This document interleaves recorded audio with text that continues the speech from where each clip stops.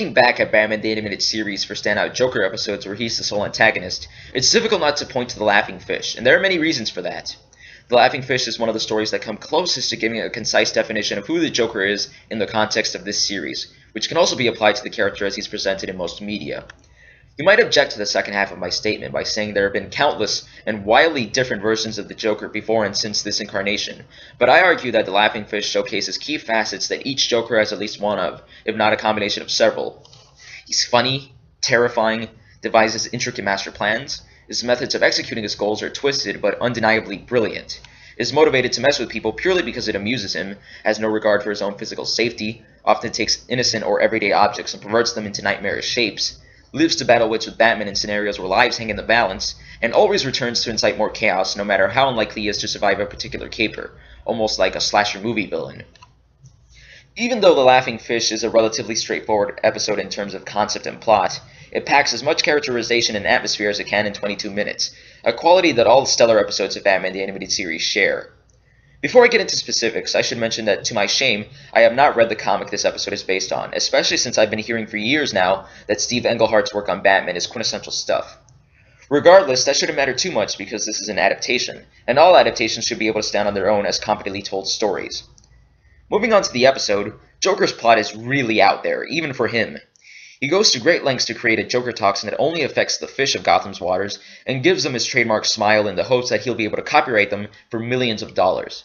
When he's told by copyright clerk G. Carl Francis that no one can copyright fish because they're a natural resource, the Joker goes on a deadly spree to get his quote legal cut of the profits. Because this plan is so monumentally ridiculous, I have to wonder if Joker seriously expected this money-making scheme to work. After he's attacked Francis and a lower bureaucrat Thomas Jackson, Joker carries on the whole fish gimmick with his aquarium hideout, but he doesn't seem all that preoccupied with acquiring wealth from his Joker fish. When Batman shows up, he even says, "Yes, well, this is all tremendously boring." It's almost as if fish is the latest thing to grab the Joker's attention, so his new caper may as well be based around that.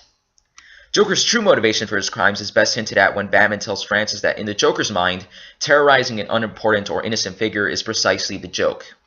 He's really only doing this because he finds it funny to watch Batman and the police scramble to stop him and save his chosen victims, which is wonderfully accentuated as Joker gleefully watches Batman and Bullock trapped in a shark tank.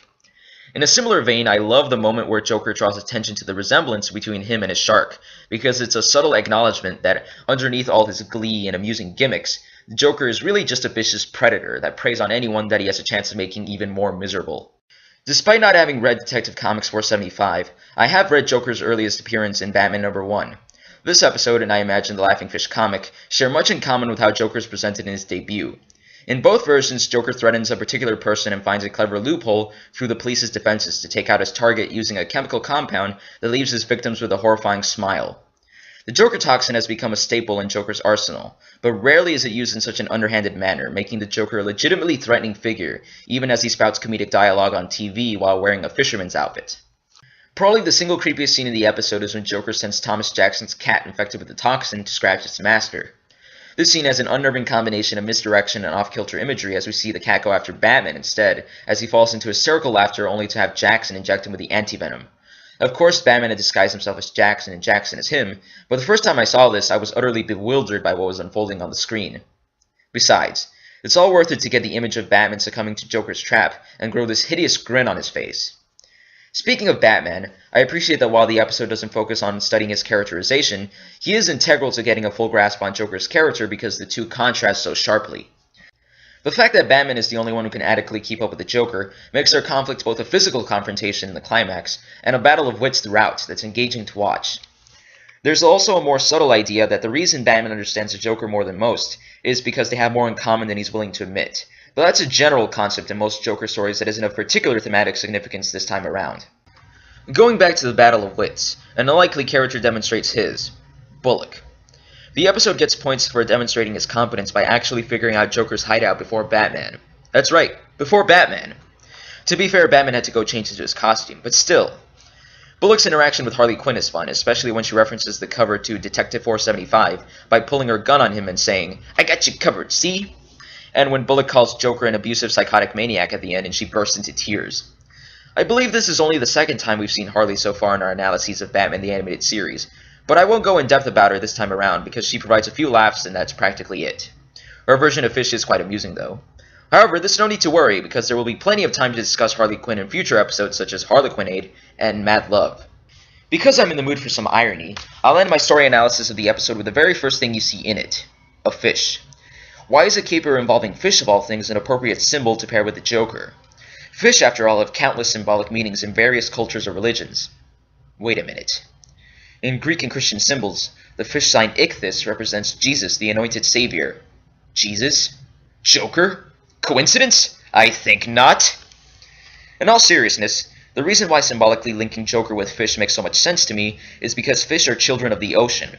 The ocean is this vast, deep, dark abyss that may as well be a giant question mark. There's so much about the ocean we don't understand, and a big fear that we all share is of the unknown. The Joker, in a sense, is also a byproduct of that mysterious ocean. No matter how much the police or Batman may try to figure out Joker's mad plots, he will always be a wild card that will prey on you when you least suspect it and in the manner you least expect.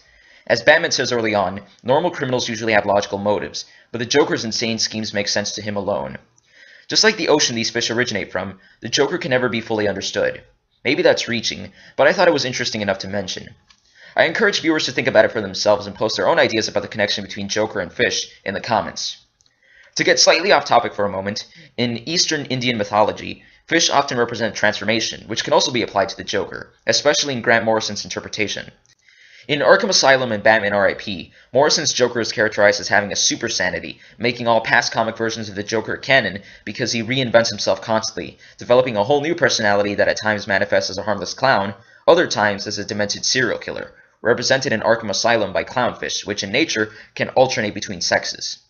Going back to the laughing fish, audiences get to see Joker at his most dynamic, straddling the fence between hysterical and demented effortlessly.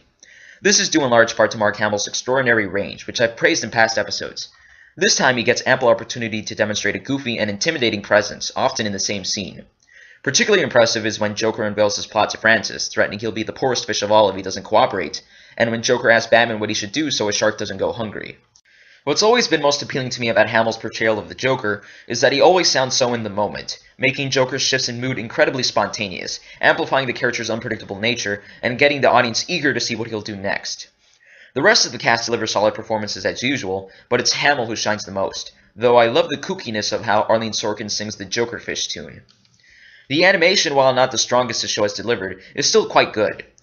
There are plenty of Batman silhouette shots that just look so cool, and showing Batman in silhouette is important in a storytelling sense to misdirect the audience in the scene with the infected cat.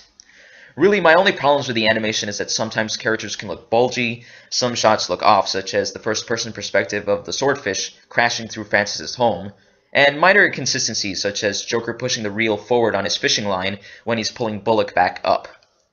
Going back to positives, Joker's facial expressions also go a long way towards conveying his cartoonish and vibrant personality. The moments where people fall victim to the Joker venom are mortifying in how grotesque the deformation of their faces are. Just look at the way his eyes bulge out. Yikes. I can see kids being terrified by that. The action sequences are dynamically staged, especially when Batman uses his metal shackles to keep Joker's shark under control. Can we all just agree that in a contest between Batman and sharks, Batman always wins? In the 60s, Batman uses bat shark repellent. In Batman Venom, he uses a wooden spear. Here, he uses metal shackles. In Arkham City, he punches it until it has the good sense to leave him the hell alone.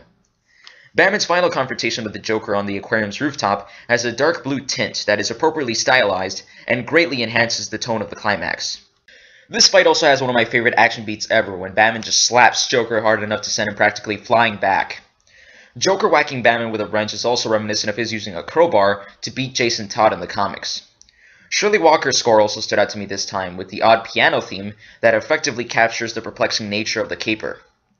The music that plays when Bullock enters the aquarium reminded me of the tension-building section of John Williams' Jaws theme, which is very appropriate, even if it was unintentional.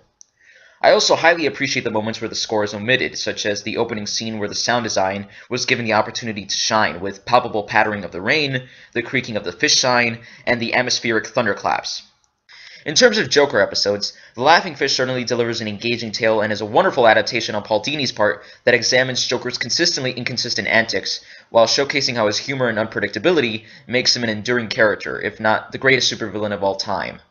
It's definitely my favorite Joker episode in Batman the Animated Series, and I rated a 5 out of 5. I'd like to thank all viewers for sticking around for yet another episode review, and I hope that you found new things to think about, especially with this story. My next Batman animated series review will be Night of the Ninja, but I've decided to take a brief break from Batman to review both Amazing Spider-Man movies. I plan on reviewing the movies in two separate videos because there is much to discuss in the context of both movies, and reviewing them as a single unit would get cluttered. But I'll release the reviews back to back when they're both finished so I can lay out my thoughts on this movie series in one go. Don't worry about a prolonged period without Batman animated series reviews, because if it's taking me too long to write out the reviews for Spider-Man, I'll put them on hold and just get cracking on Night of the Ninja.